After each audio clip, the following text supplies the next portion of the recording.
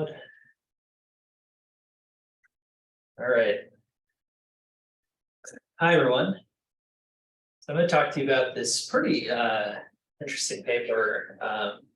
Those of you who know what I'm working on know that I'm looking at a lot of rank and singular values and a lot of the theoretical analysis along looking at how the spectrum of deep neural networks changes during training and how this can be used to theoretically describe some kind of dynamics of learning and what this can tell us about the theory of deep learning. A lot of this analysis has been restricted to fully linear networks, and the reason for that being that they're really easy to theoretically analyze. You can just do like linear algebra 101 or maybe a grad level linear algebra level of analysis and get pretty far in terms of analyzing the spectrum. Andrew Sachs's papers, which I've presented on, I think probably 3 of them now at this point in these talks, really are focused on linear layers for that reason, because you can do some pretty straightforward analysis that lets you focus more on differential equations and stuff behind deep learning and stuff like that. So you can do more sophisticated analysis if you start with a simpler network. But fully linear models are pretty rarely used in actual deep learning applications. And so there's a bit of a gap in the theory as soon as we begin to apply nonlinearities. And it looks like there's been a little bit of work done. This is the only paper I was able to find looking at a particular kind of activation function, and I couldn't find any other work that's looking at other activation functions in general, just because the algebra and the functional analysis becomes extremely difficult. And as we'll see here, you spend a good amount of theory just looking at this one activation function, but I think it comes, it ends up not being too difficult. There's a lot of theory in this paper, but it ends up being relatively straightforward once we get some definitions out of the way and kind of are on the same page. But we're going to be looking at ReLU activations, right? And we all know what ReLUs are, nothing too complicated about them. It's a nonlinearity, non-differentiable at 0, but pretty easy to apply, pretty easy to analyze, and it's locally linear, it's globally linear, but just locally non-differentiable at 0. So it has pretty nice properties for that reason. We're going to be looking at this function in some detail.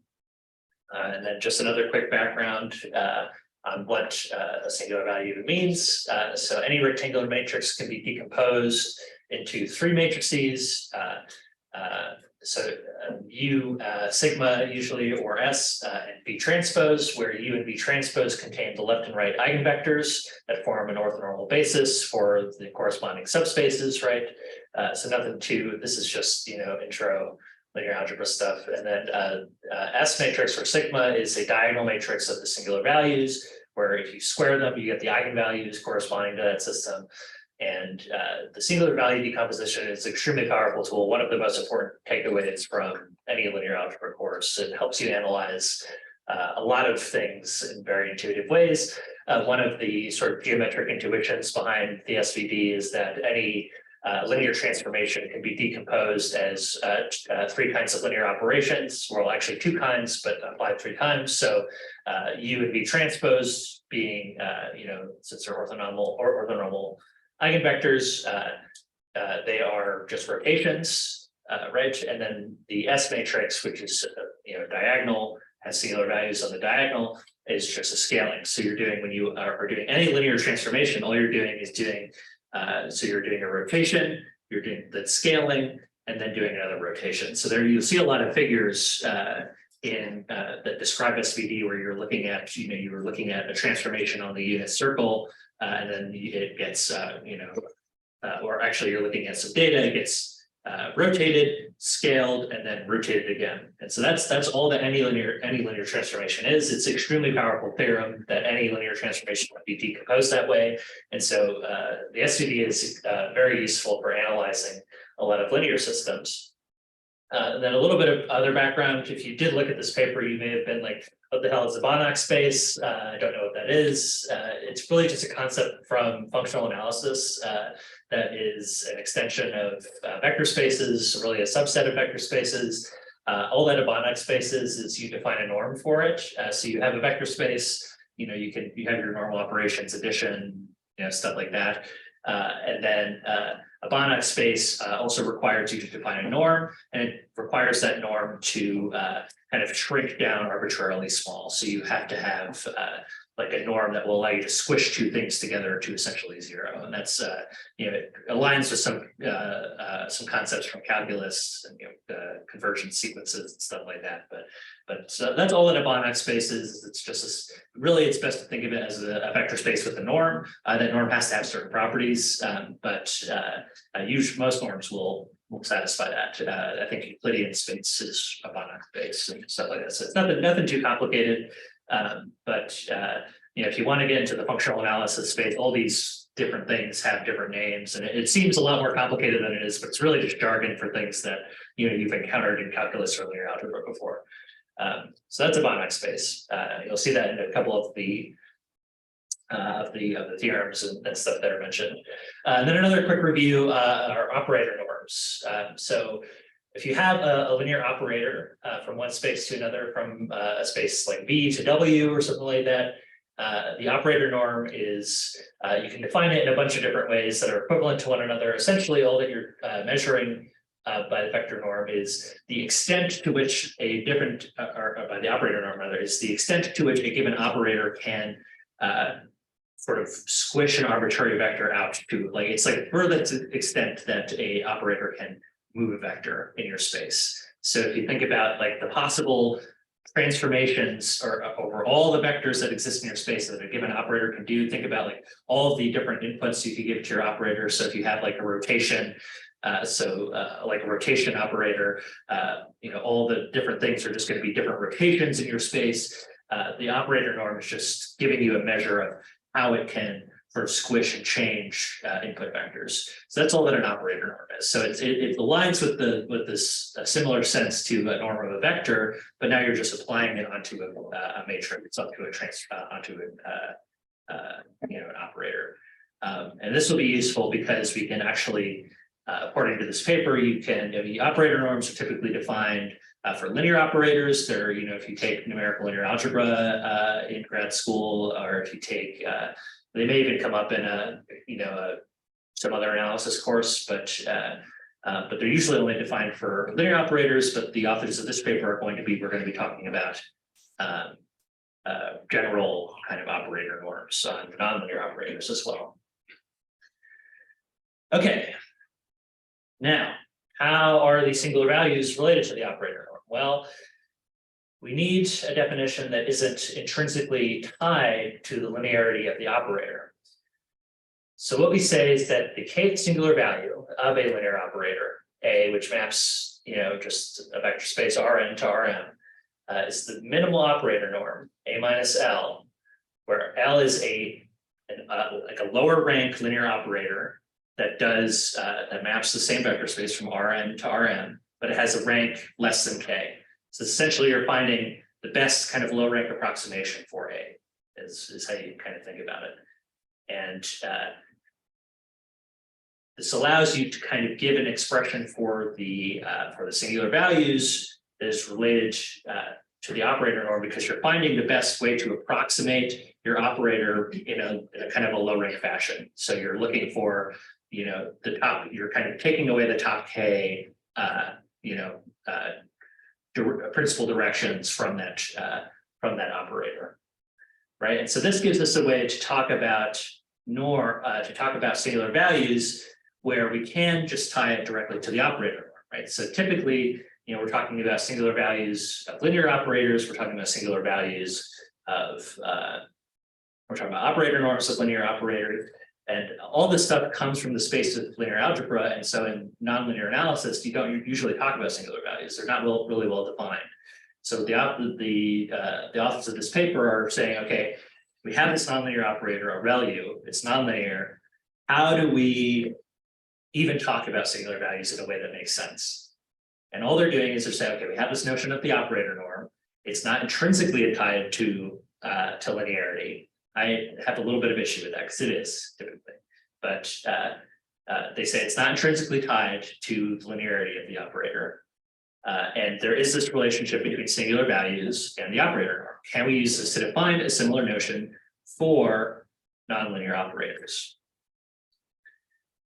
Another quick concept here. So the authors also tie this relationship between certain kinds of operators and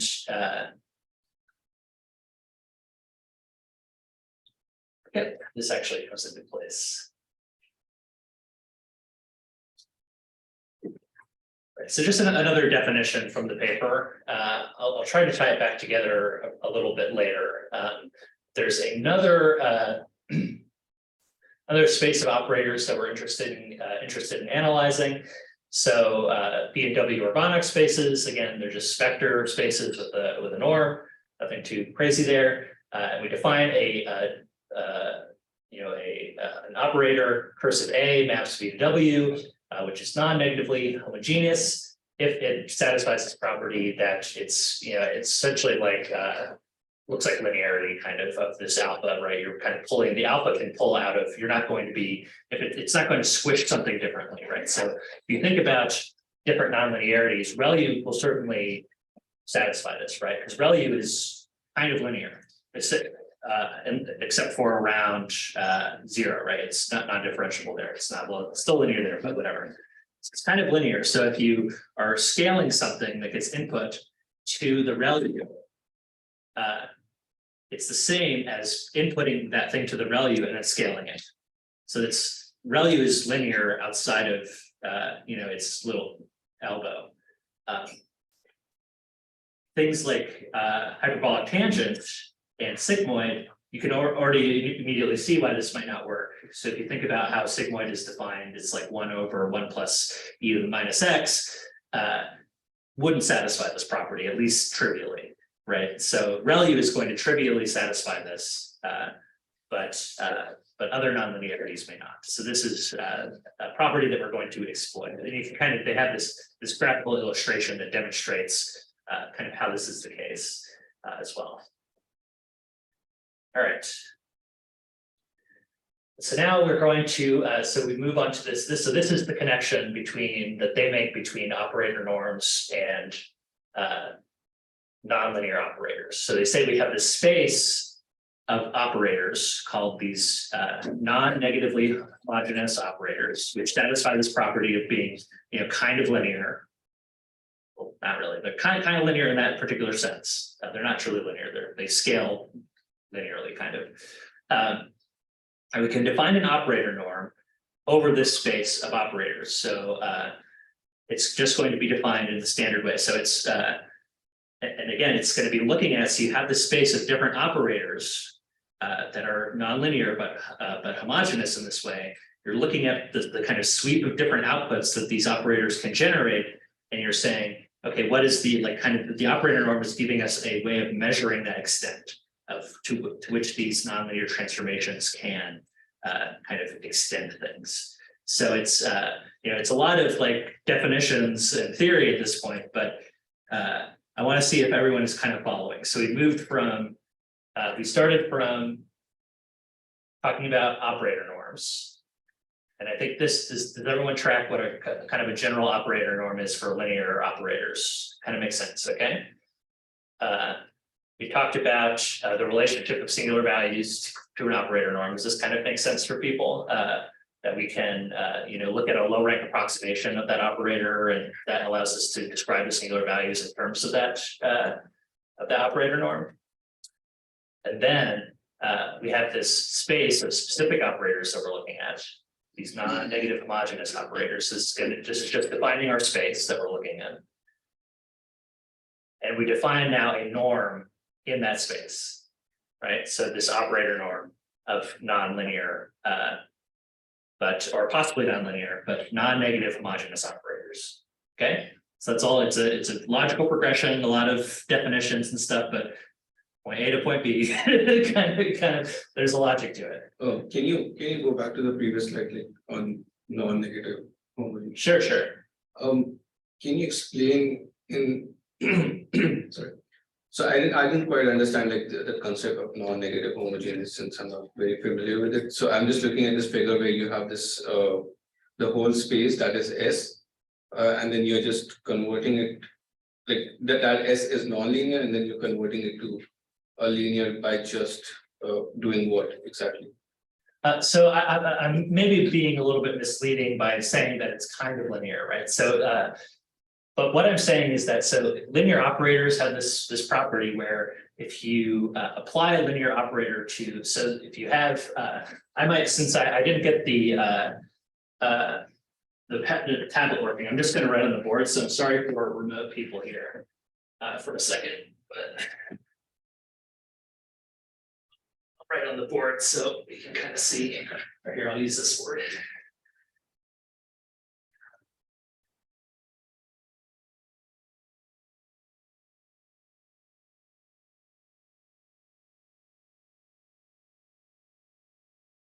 Right. So if we have a linear operator T, and we can apply it to X, right? Just a normal linear operator.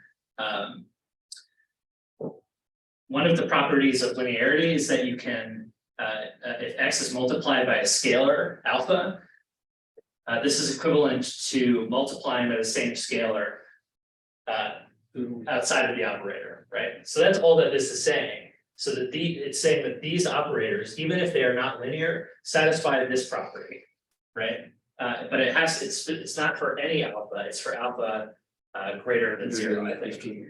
Yeah. So it's not quite as strong as linearity. So for linear operators, we can say this for all alphas, any real number alpha. For these operators in particular, it's a restricted set of alphas that are greater than 0. And we think about why that's greater than 0 is because ReLU is linear greater than 0, right?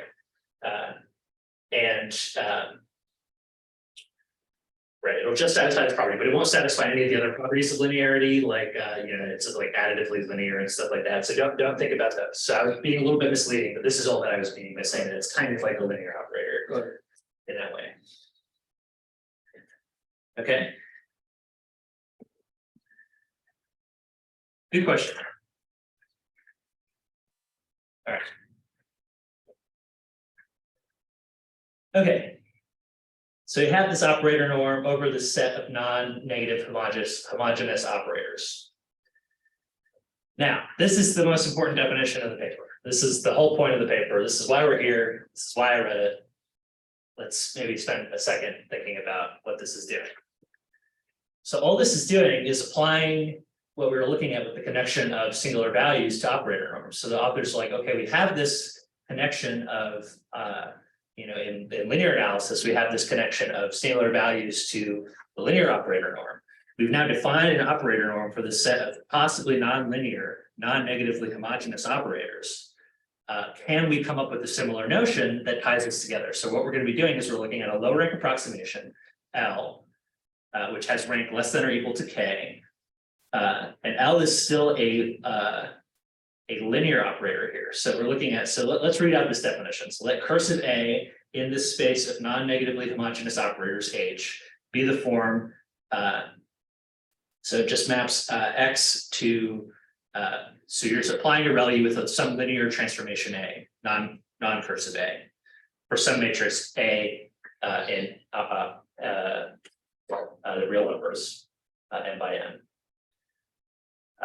For some K is in this, you know, the possible ranks that you know, you can get for an n by n matrix. So we just define a singular value as this operator norm, or as this, not this relation, but in terms of the operator norm, as the minimum approximation, low rank approximation L, and the difference of the ReLU applied to that approximation from the full the ReLU applied to the full operator, right?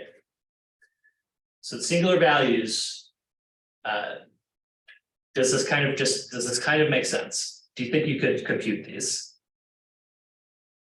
No. What does the B, what is the cursive B? Oh, but B is the unit ball, so it's just a normalized vector, right? Good question though.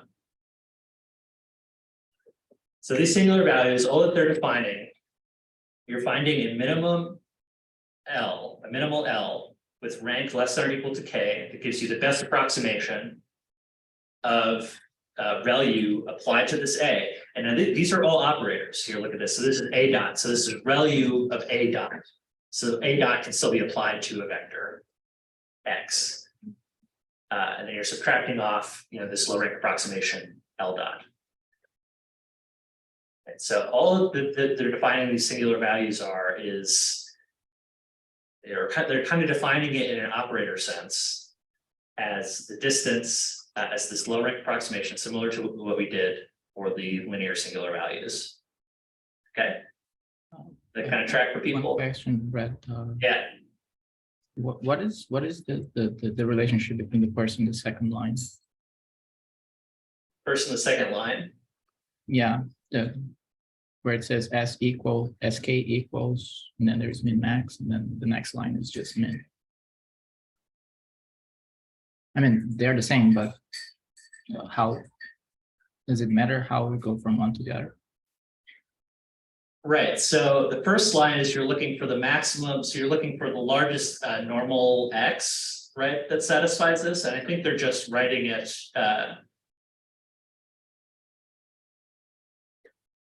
So that they can write it as an operator thing.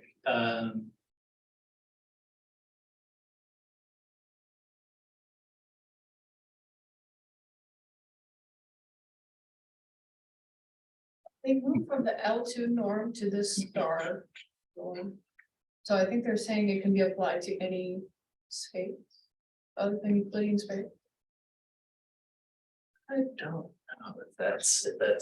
Let's take a look at the paper and see if we can untangle that a little bit. So this is a good thing to do, is to go back and make sure we're parsing every line thoroughly.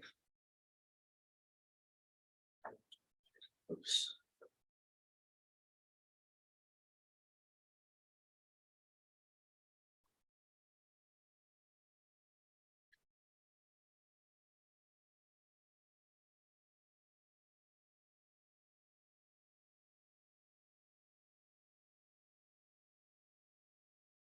Right, so I'm pretty sure that all they're doing here, Rogers, is that they're moving from the Euclidean norm, right? So yeah, I think that's what it is. So they're moving from, right, so this is just, they're applying the definition of the operator norm, as far as I know, to get from this this line to the subsequent one, right? So this is the definition. If you take away the outside, this is the definition of operator norm.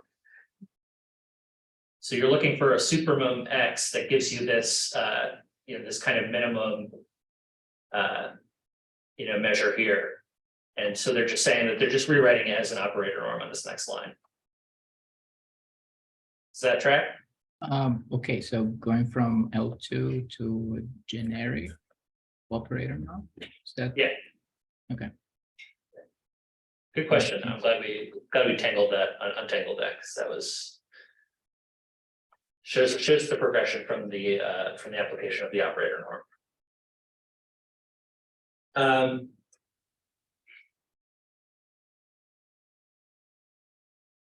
And this also satisfies a nice property of the linear singular values, where we can index it from 0 being the largest one, or from 1 being the largest singular value. You are subsequently going to have smaller and smaller singular values. You're using more and more rank in your approximation, so you're sort of getting the smaller and smaller singular values as you're adding rank, right? Okay. Right, so I was going to use whiteboard for this to kind of prove this, but we talked, I don't even think this is necessary to prove, but we can kind of look at this proof. So they have some lemmas that they use for showing how we can approximate these singular values. So one of the things you might notice about this definition is there's not really a way to compute them, right? It's just, if you're looking at an operator norm here, it's pretty intractable to actually compute any numerical value. We're probably going to have to find some way to get an approximation. Best we can get is probably a bound on these ReLU singular values.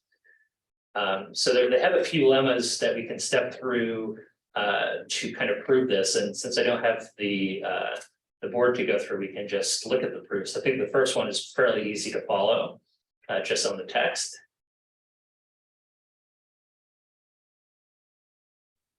All right, so these lemmas, the long-term goal is we're going to be showing how we can compute these. So even if it's not clear what we're doing now, eventually there will be a story. So the difference of two ReLUs is less than or equal to the difference of the arguments to those ReLUs.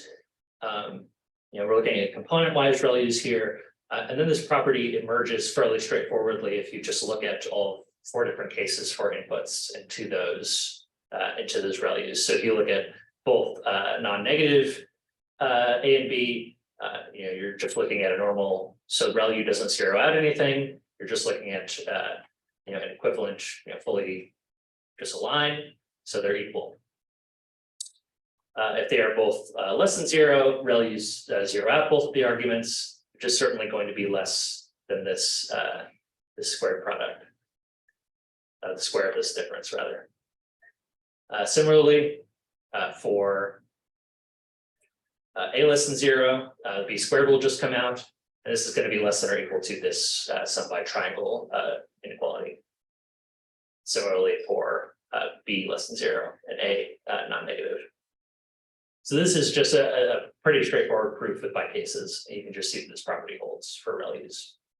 Let's look at the next lemma, which again I was going to do on whiteboard, but we don't have that. So this is going to give us our bound.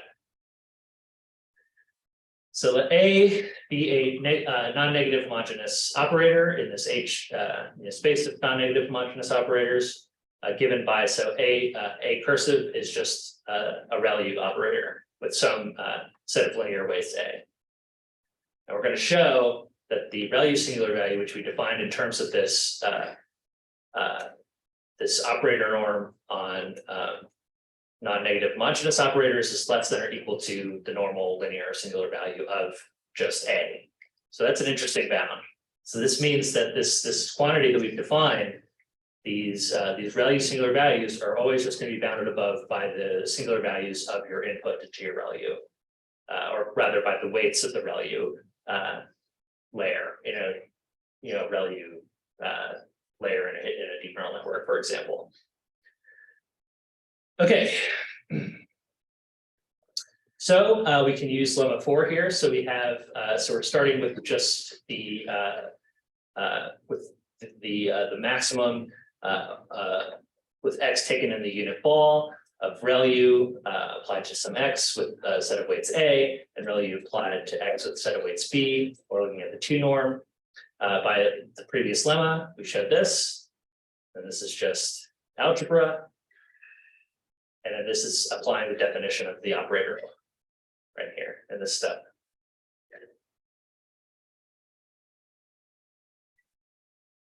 So by this, we can apply the definition of the ReLU singular values. So we're applying. So this is the definition that we were given. So again, this is looking at, we start with this quantity in terms of the Euclidean norm, and then we just plug in this thing that we just showed on the previous lines, so that this maximum over the unit ball is equal to this difference in terms of the operator norm, and this is the definition of our regular singular values from our linear operators. Right. Does that kind of track for people? So this is just applying the previous lemma with some algebra, gives us an expression that we're going to plug in to our definition of the ReLU singular values. We're plugging that in here. And then this just gives us back the definition of the linear singular values. So we're able to establish that inequality just with that lemma and some algebra. Everyone on the same page? Okay, so that gives us a bound. Lemma 4, lemma 5, what does this give us? So that gives us a bound on the singular values. The ReLU singular values, as they define this like really roundabout way in terms of non-negatively homogeneous operators and stuff like that. It gives us a concrete relation though to the standard singular values that we've seen in terms of our normal linear operators. So this is, to me, extremely cool that we can, come up with this theoretical notion and just take the weights of a layer with a ReLU applied to it, and this gives us the bound on this, these ReLU singular values as well. And what they hope to demonstrate is that these ReLU singular values are more informative if we can find a way to approximate them. They're more informative than the normal singular values are, because this bound is kind of loose and not useful. All right, did you have a question? You look like you wanted to say, okay. No, Yeah. it's cool. Yeah, it's interesting stuff. Okay, some remarks that I just straight up copied from the paper because they're just more fun to read.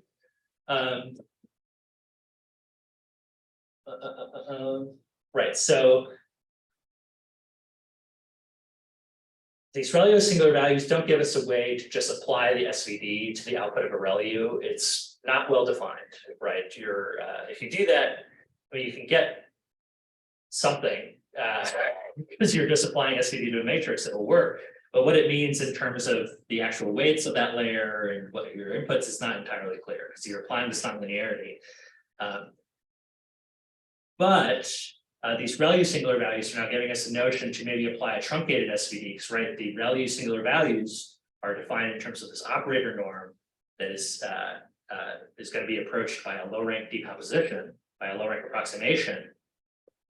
And this will give us a way to actually estimate some kind of useful quantity for this nonlinear operator. Again, it's going to be an estimation, it's going to be a low rank approximation, but it gives us a way to kind of get at a this beautiful concept we have from linear algebra of singular values and apply it to these really nasty things of nonlinearities. They say that these ReLU singular values, we can interpret them as the exactly what I said, the worst case error when one is approximating this nonlinear operator A, which is a ReLU with some weights applied with a rank K approximation. That's pretty cool. And another thing I found pretty cool, and I actually verified this just with some sketchy proofs on my own, that this applies to all of their analysis will apply to leaky ReLUs just as easily. And if you want to take it's a good exercise to like go back and try to prove some of these lemmas that they did, and to try to apply some of the concepts, talk about the non-negatively homogeneous operators, talk about the space on those operators, define a norm for that space, and do this all for leaky ReLUs versus ReLUs. And because leaky ReLUs are also pretty much linear everywhere except for at 0, it works out quite nicely. So I would encourage you, if you're interested in this stuff, to just like take a pen and paper and try to sketch out some of this stuff, and it works out. It works out exactly as they said, and it's quite cool. So how are we going to go about computing this, these things in any meaningful way? Good question. So we need some bound that is better than just saying that we can compute the normal singular values on the linear part of the ReLU layer. And so what we're going to do is we're actually going to look for this low rank decomposition. So they have this two-step process to do this. So they have two matrices, W star and M star, which are going to satisfy this this optimization problem where we have a ReLU applied to our full set of weights applied to X, and then W and M are just you're just doing a matrix factorization.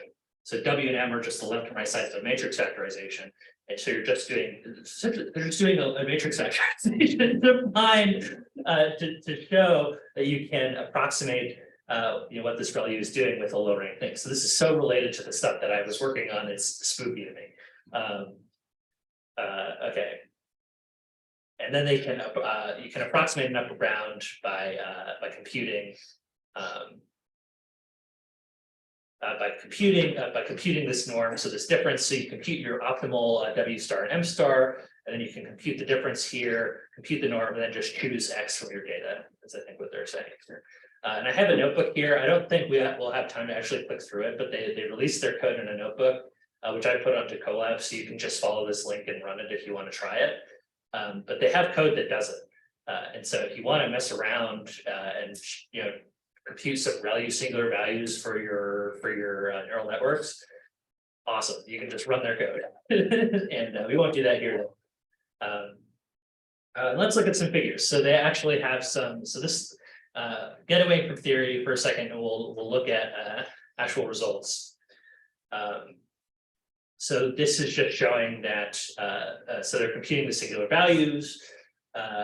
And they're computing this upper bound on these ReLU singular values using this low rank approximation method. Sorry, I can't read the legend. What? I can't read it. I can't. Oh, it's really tiny. So yeah, so the solid lines are the singular values, Okay. and the dotted lines are the upper bound of the ReLU singular values. Yeah, sorry, that's really small. I'm like, yeah, I can see it right here. It's can you read it? It's perfectly clear. Right, and so, and so they're just sampling random weights and showing that this approximation. They're showing that this bound that they gave us holds,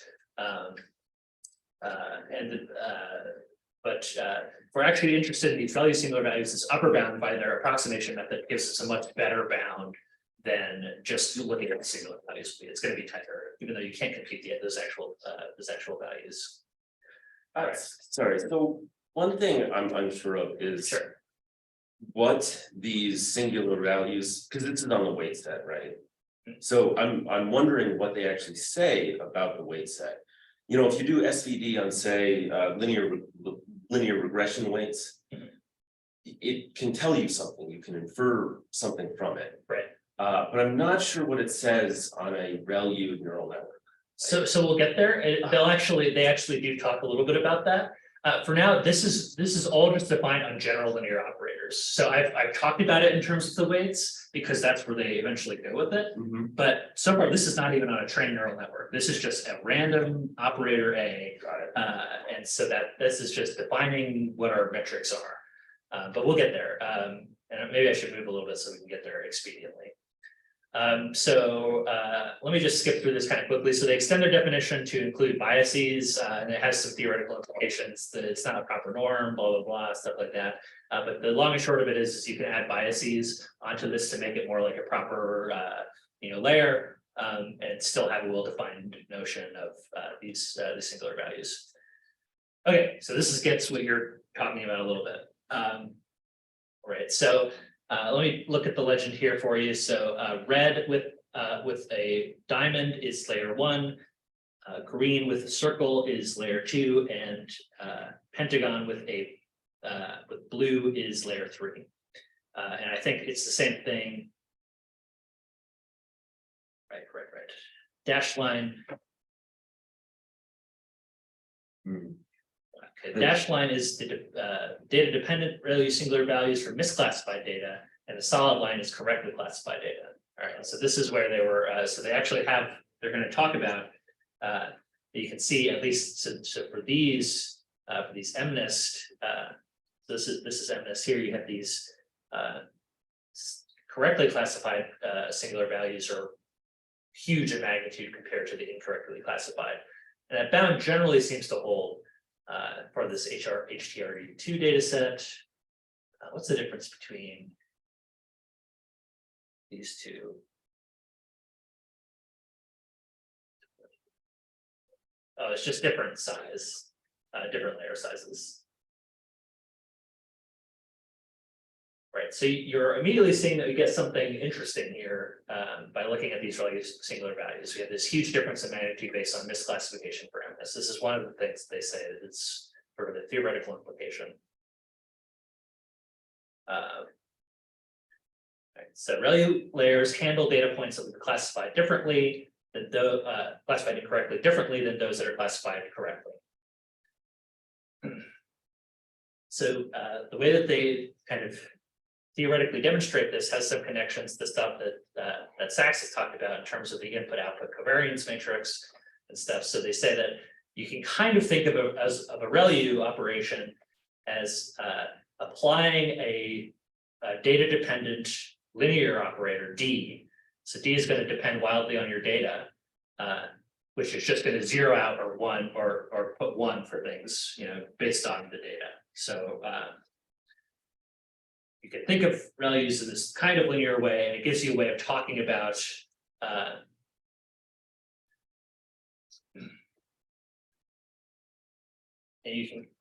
it gives you a way of talking about ReLUs as the kind of linear operator that gives you a way of talking about how the ReLUs effects on the data will be modified by the singular values of your weights A, right?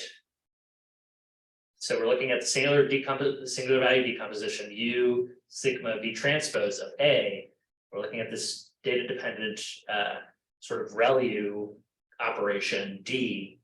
We're saying that this is going to have a correspondence. Huge eigenvalues in sigma are going to correspond to and the ReLU can sort of elevate singular values from A, decrease them.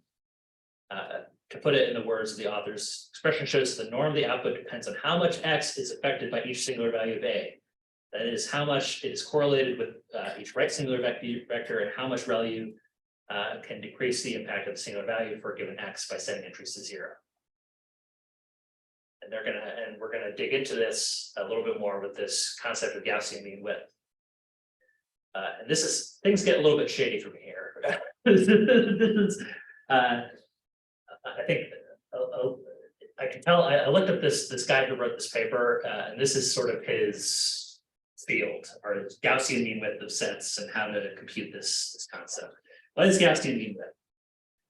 So it's defined as the expected value of the superemum of an inner product between G and X. You don't really need to think about that because I think it has a nice geometric intuition.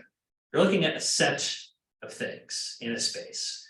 You're trying to find sort of if you kind of move lines along that set. Here, I'll draw a picture for those who are here. You get a benefit.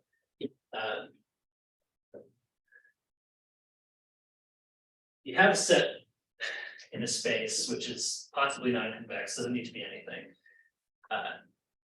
You pick some points that give you a notion of width. And you can do this for 2 points all around the set. And the notion of mean width is just looking at sort of all the pairs of points and looking at all the different directions you can compute these kind of tangent lines that give you a notion of width and averaging them together. Intuitively, it's much easier to understand than if you get into the probability theory stuff. But it's sort of you're defining a Gaussian over your set that gives you a measure of width in some sense. There's a whole body of work looking at these notions of mean width, spherical mean width. The long and short of it is you can apply it on sets, you can apply them on operators, you can apply them on a lot of different objects that you're interested in measuring. The spherical mean width is just the mean width in all directions, like I was describing, and the Gaussian mean width is has some better algebraic properties. All that I could find, I couldn't find a good geometric intuition for Gaussian mean width, but rather than taking the measures in all directions, you're sampling your somehow sampling your points from a Gaussian, is my understanding. Sampling your points from the set using a Gaussian distribution. I don't know. I need to dig into this. I think it's this was a little bit beyond me, but the geometry of it I buy to an extent. Right, and so we'll just skip through these. There's some other corollaries related to mean width. I'm going to skip through these as well. The long and short, the take home though, for what their application of Gaussian mean width is that they say it can be used as a measure of complexity. Right, so if you can estimate a vector from a set of observations.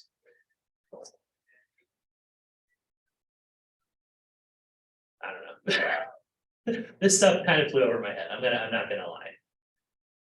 But we can see it as a measure of complexity. All right. The long and short of lemmas 13 and 14 also related to this Gaussian mean width. So the Gaussian mean width, at least in the linear case, in some sense, is in some sense a way to measure the accumulative effect of singular values of the operator. So it's so I'm now trying to connect to the thing that I understand very well. I follow everything up to that they do up to this point. Now I'm trying to connect this. The Gaussian mean width of the operator in the linear case measures the cumulative effect of singular values of an operator. And it can also be upper bounded by the definition of the operator norm. So again, let's go back to this thing which I totally understand, or which at least I think I understand.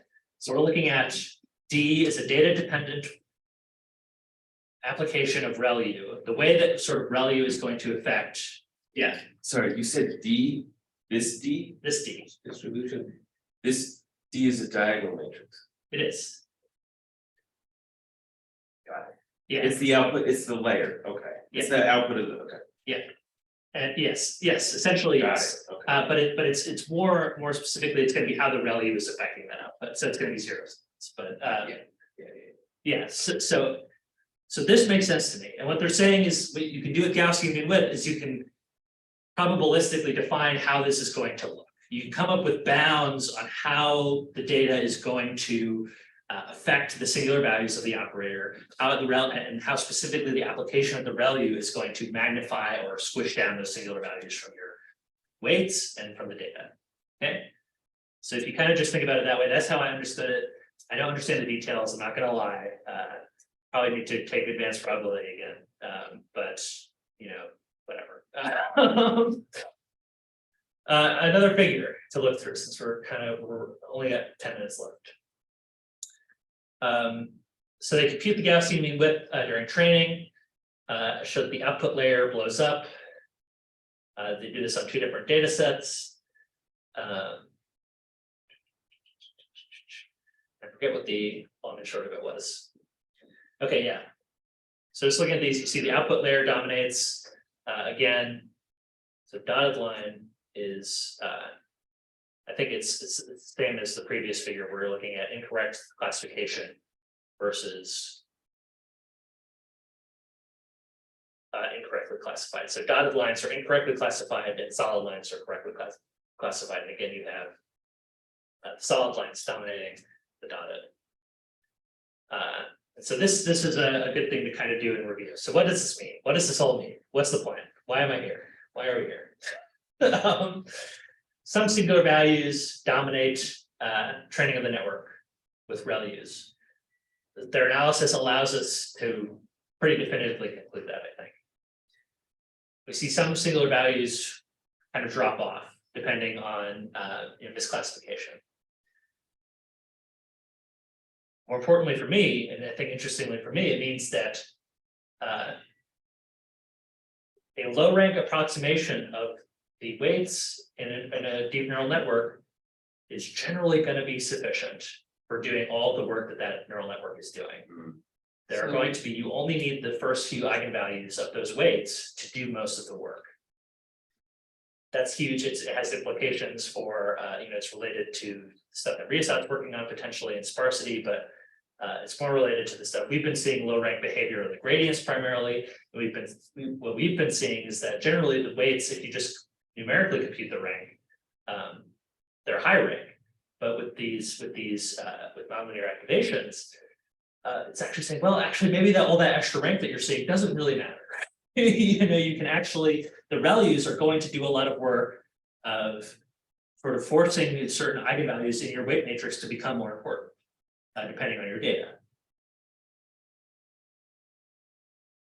Right, and then from the Gaussian mean width stuff, the Gaussian mean width is higher in networks with correct classification than not. Misclassification is caused by a lack of correlation with singular values corresponding to big singular values that are not blocked by the ReLU. That's what I'm saying. So that's I think really interesting.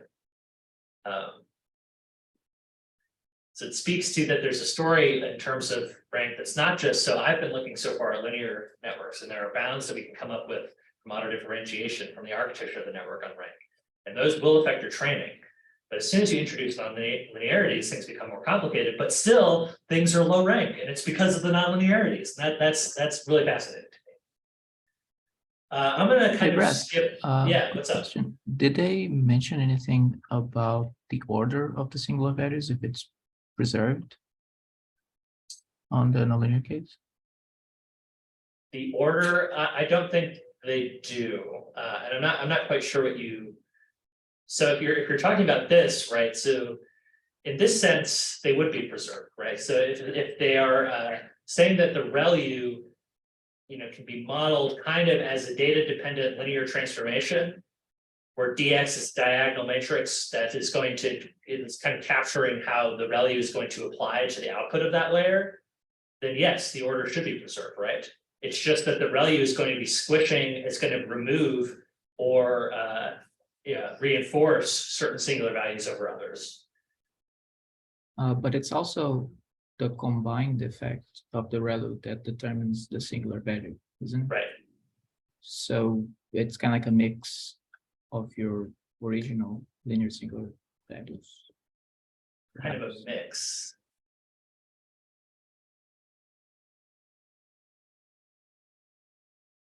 What do you mean? It's kind of a it's not mixing them. Well, if you think of oh, it's not mixing them. Oh, it kind of is through you, right? You mixes Well, them. no. So U sigma and V transpose here are just the SVD of A. So A is just, so if you take D out, you just get the you're just taking the ReLU out in that case, right? So they're saying that and that those would just be the singular values from A, and they just get they don't get, well, they get mixed into A, but they're just the singular values for A. And those are linear singular values. So what D is doing here is selecting rows of U. Yeah. And U mixes the singular values in sigma. Mhm. That's what I was saying, that they're mixed. They're sort of a mixture. If you think of D and U combined as a low rank mix.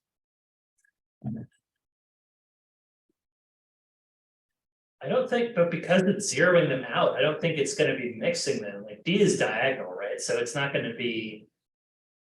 Well, what I mean is one row of U is a mixture of the singular value. It describes a way to mix the singular values.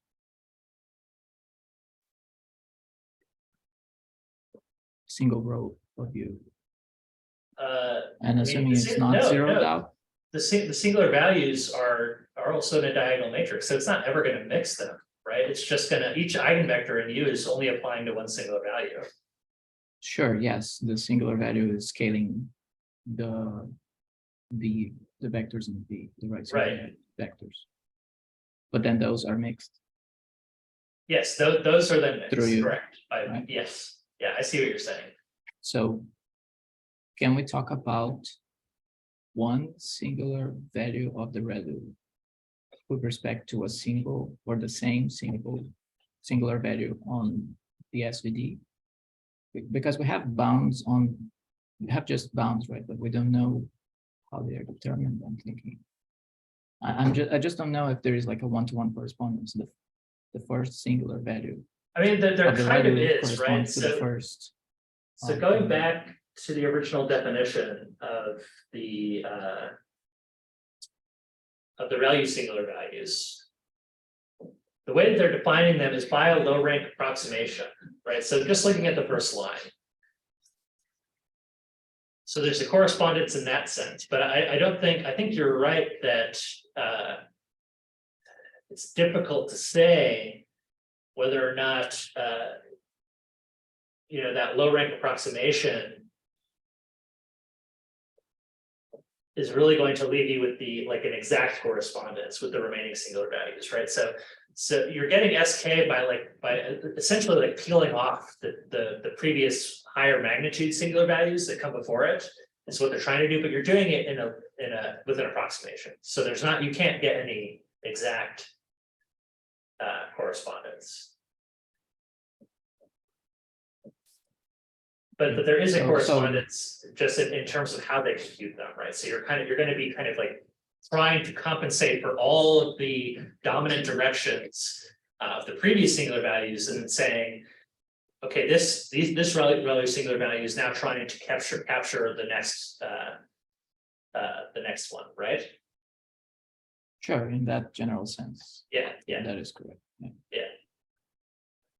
But I think you're right that, exactly, there probably isn't going to be a exact correspondence. I think that's gonna be impossible, just based on what you described here. But yeah, And good I thought- insights. Yeah, I don't know if I got the idea here, but did they mention or did they actually show a way to use the singular values on training? The network, or they just show yes. like an analysis that, No, know, these some- are on actual trained networks. but is it just an analysis of the weights, singular values of the weights for a network that was trained without using these theory in the training itself? I'm just trying to understand if this is just an analysis of what happened. Yeah, And it this was is just an trained as analysis of usual. what happened. So this has no effect on the input, Okay, right? so they In don't the latter describe part a of- way to use this in the implementation. Yeah, if you look To at the change the notebook, you training. might want to take a look at the notebook, because they give a pretty nice walkthrough of how to compute them for a network with given input. But they do have some, and just to wrap up here real quick, because we're out of time, and I want to go to the DMAP meeting. They do have some ways that you can actually apply these notions in terms of these double layers that are controlling the rank of your weights. And this gets into more like you can actually apply these like double layer networks where you're forcing the weight matrix to be low rank. You can do pruning in order to make them low ranks successfully, and they show that this has some improved results. But I'm going to wrap up here. I've been looking at this stuff. I could talk about some of my other research, but we're out of time. Yeah, so cool stuff. I think it's an interesting analysis technique. Both as Rogers was saying, we can just apply it to networks that are being trained. I encourage you guys to look at the notebook and to just throw it onto some networks if you're curious. I'm going to definitely be doing that for my dissertation and stuff, because I think this gives us some way to talk about nonlinear singular values in a really just principled way. All right, guys. Thanks, Brad. Yeah, Thanks. thanks. Yeah. All right. But I had a question though, so this is just, we're just looking for ReLU activation and that is nonlinear for sure. Yeah. But did the authors or anyone else, did they also explore any other nonlinear function? Yeah. Like for example, leaky ReLU or. Well, so leaky ReLU. Can't have it happen, but for other nonlinear activation functions. So leaky ReLU, they do say in their paper that you can use their analysis on leaky ReLUs, and I verified that you can. And I'm going to be doing that for my dissertation. We're actually exploring like how the level of nonlinearity will affect the spectrum and stuff like that. And I'm going to try to come up with a notion of general leaky ReLU singular values that will allow us to measure the changes based on level of linearity. And I'm going to a little bit look into other nonlinearities, but like I said, at least like the non-negative homogeneity doesn't apply for these nonlinearities. So things just become more complicated. You could do a post hoc analysis. So I've already done this where you look at the outer values of the output, but they're not really meaningful, at least in an analytic sense. So you can't really know like what these are saying about the data or about the structure and how it's affecting the weights. There's a story here, it's just more complicated. But yeah, good question. A lot of people have looked at using the Jacobian to look at linearizations. And so you can look at like approximations again using the Jacobian and local linearity and stuff like that. But yeah, it's cool stuff. All right, thanks everyone. Let me end the recording here. Yes.